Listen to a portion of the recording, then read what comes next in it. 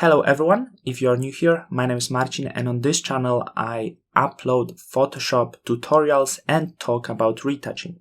In today's video, I'm going to talk about curve adjustment layer, which I consider as the most important adjustment layer in Photoshop. So if you are interested in this video, I will tell you how to read histogram, how to work with RGB curve, and how to work with the curves to adjust the colors. So if you want to know how to adjust contrasts and colors, this is the right video for you. Before we start, I want to invite you to my retouching page where I post my work, my portfolio, if you're interested in the products processed to the shop. Also, the images we are going to work with today are available in my nearly 7 hours Lightroom course. So if you want to explore Lightroom or maybe beauty retouching, check the links in the description. All the links are below. And now we are going to start.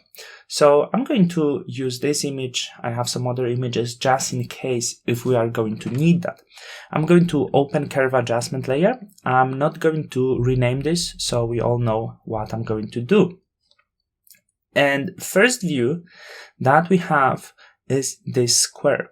Inside the square, we have some weird shape. So what about this shape? This is the histogram. And it easily tells us how much light we have in the certain areas. So this bright spot, this kind of gray white shape represents the light. So we can easily understand where is the light located, and most of this image is rather dark. Why it's rather dark? Because on the left side, on the bottom we have shadows, on the top we have highlights. So if this shape, this gray shape is mainly located on the left side, it says that most of the image has rather dark tones. If we would have some image with maybe more of the lights, I don't think we'll have here, but as you can see, this one has the light located more likely everywhere, some in the shadows majority and also a lot in the highlights. So this is pretty perfect image. As you can see, it's not blown over here on the top as we have on the first image, but they are really nicely located all around the image, and it starts very well from the shadows, so we don't really have complete blacks on this image, and we have some complete whites here, which is probably around here.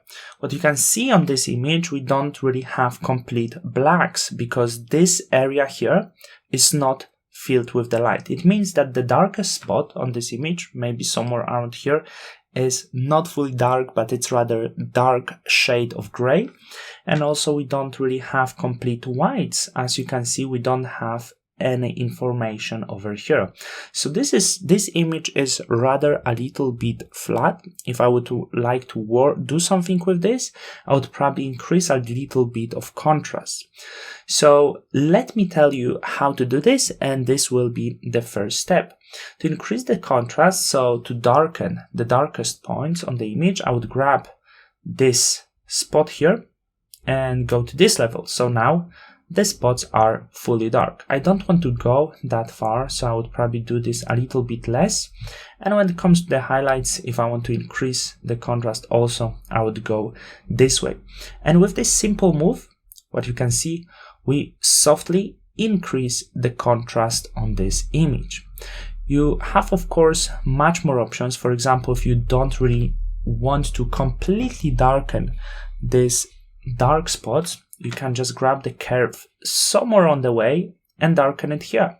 So the darkest spot you will keep in the same place as it was before, and the same for the highlights. And this is what I like to do because I don't really want to have this very harsh shadows and the highlights. Let's see before and after. This is very simple move, increasing the contrast. From the other hand, you can also wash out the light. So you can make the image a little bit more flat, a little bit matte effect. How to do it? You would go up with this, and what is happening when you go up with this curve adjustment layer on the shadows here. You brighten up the shadows, so you flatten the image. And when you go down here, you darken the highlights and you flatten the image even more. You can, though, increase the contrast a little bit by grabbing it here and increasing. And this will give you really flat shadows and highlights, but still you will improve the contrast. This is not something I'm looking for. I would go a little bit with the contrast improvement as I did the previous move, before and after, and I think this is pretty good for this image. Maybe not so dark here, but more of the highlights. One thing important to know when we do this is blending modes. If we keep the blending mode normal, we affect not only the lights, but we also affect the color. So we affect the saturation values. If you don't want to affect the saturation values, you can change the blending mode from normal to luminosity, and this way you will only affect the luminosity, so you only affect the lights and not the colors. But of course it all depends on your own needs and what you want to achieve on your image. With the curves, of course, you can do much more things. You can manipulate with the midtones as well, putting the point in the center, dragging this down, dragging this up. It's all up to you. What I would recommend to you, just be gentle with the curves. You don't really want to go too far and destroy this. And for me, curves mainly work for adjusting the contrast, whether I want to flatten up the shadows, flatten highlights, maybe increase them, make them more harsh. You will be operating between the left hand side and the right hand side, adjusting the lights. Let's see other image, and with other image I will try to talk about the color. So I opened the curve adjustment layer here, and this time we are going to skip maybe just a little bit of contrast here. Let's do some punch, wash out the shadows a little bit more and the highlights because they are very bright. And then I'm going to red, green and blue channel. What they represent is the color light, not the color itself, but the color light. And we can split them into primary color, which is red, green and blue, and secondary colors. So secondary colors are the colors that are opposite to these primary colors. So when I go up, I will be increasing primary color mainly around the midtones because I grabbed this in the center. When I go down, I will be increasing secondary color around the midtones mainly because some of this affects also shadows and highlights. So opposite color to this is the cyan. When I go to the green, primary green, secondary magenta, which is opposite to green. Then if I go to blue, primary blue, secondary yellow. And if I want to remove the effect, I just drag it down and remove this. So let's try to apply a little bit of the color. What I would like to do here, I would like to add maybe even warmer colors to the shadows. So I would grab this curve, add it up around the shadows area and drag it down for the highlights. Just a little bit, something very simple, very random. Of course, you don't have to go this way, but it's very important to understand the colors. And I always recommend for it, Google complementary colors, color harmonies, so you understand how the color works. I have some blue sky over here, rather warm highlights, but I have also warm shadows. That's why I decided to go naturally with this and warm up the shadows a little bit. Then I could go to blue. I add a little bit of yellow to the shadows and I will add a little bit of the blue to the highlights over here. So let's have a look before, after. It's all right. Then green, and I want to add some magenta to the shadows and some greens, not too much, to the highlights. So it's a very specific effect just to show off how does it work.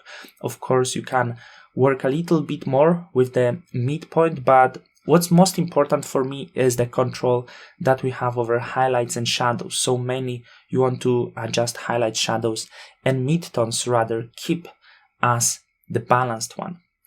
Also, another thing to understand when we do this, we once again have normal, which affect the lights and colors. If you want to only affect the colors, you will change blending mode, in this case to color.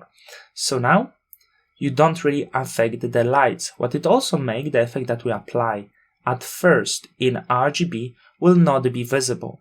That's why often when I work with lights and colors, I work on two separate layers. On one layer, I work with the lights. On the other layer, I will work with the colors and then switch to color to not affect the lights. When you change to luminosity, the colors will not be visible, and as you can see, only lights are visible. So mainly the adjustments we did on this RGB layer. I'm going to keep it normal at this stage because we did both things over here. And now let's process to the last image and talk a little bit more about some other possibilities that we have here. You have also the presets, and with presets, they are not really that great. As you can see, there are some presets already applied to your curve adjustment layer. This is not something you want to use because more likely the best results you will get if you work manually with your curve adjustment layer. We have also these three eyedroppers here, which allows you to choose the brightest point on the image, the gray point on the image, and the darkest point on the image. So for example, if you want something to be complete white, you would go with the white eyedropper here, of course. That's what I choose. I'm gonna hit somewhere here, and this area here become complete white. If I want to get some point to be complete dark, I will grab somewhere here, and this area become complete dark. So you also kind of change the balance of the color of the image because it automatically adjusts your settings to this color be fully white wherever you choose, and the color that you choose as the dark to be completely dark. Of course, working like this could give you some extreme results if you, for example, would like this sky to be white, and I'm gonna hit this, so we lost this blue color and it's completely blown right now, and of course it doesn't look well in any understanding. I'm gonna remove this layer and start from beginning. So curve adjustment layer, we also have this gray eyedropper. So if you want some color to have gray tones, you could go here, and as you can see, it kind of balances the color where you want the midpoint. And I think at this stage, the result we got is not really that bad. It also adjusts the colors a little bit. So that's how you work with these eyedroppers over here. Are they useful? Personally, I don't use them that much, and I do my work manually with curve adjustment layer, but this is something extra, and I believe you need to know this.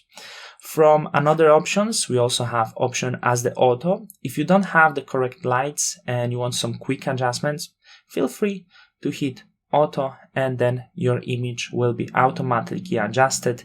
If it will be adjusted in the right way, on the way you are happy, I will leave that answer for you, but as you can see, this contrast is really unacceptable at this stage for me, so I'm just going to knock it down.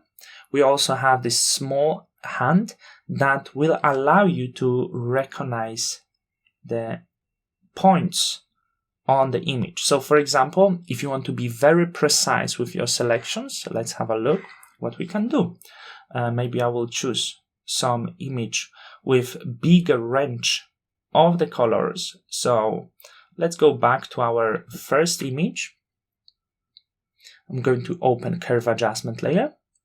I'm going to open this hand, and I want to define the highlights. So how I do, maybe I would like to define them from the sky. And as you can see, the point is selected around the sky. Then as the next one, I want to define the really dark spot, which will be somewhere here. And it could be defined around this stage, which is pretty good. As you can see, the darkest point exactly where the histogram starts, and here exactly where the histogram ends. And then I can adjust the contrast this way from these points if I want to.